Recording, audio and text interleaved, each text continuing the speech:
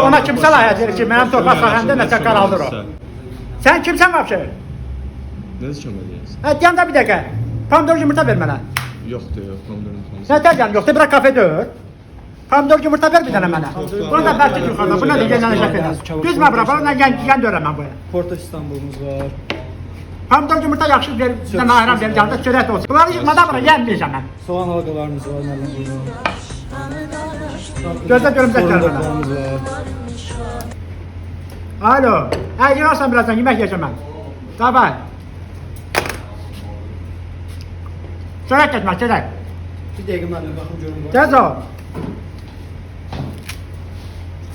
Bunlar yarıştı burada. Ben yemeyeceğim bunları. Elimiz üstünde çöreğimiz yoktu. Ben ne kadar? Ha? Salam. Sağ olun. Hoş geldiniz. Senin içmeyeniniz var. Desertlerimiz buradadır. Buyurun bakın. Ancak bunlar da. Yok var siz getirin. Bəs bu balaca bala tortdu yoxsa necə? Xeyr o maket. O Rusların bir sözü var. Malinki сделай, потом же кого-то сделай. Ne? Yani ki keçəlbaş. Sen bir tane çay hazırla, ben bir kapıda çekeyim. Olur.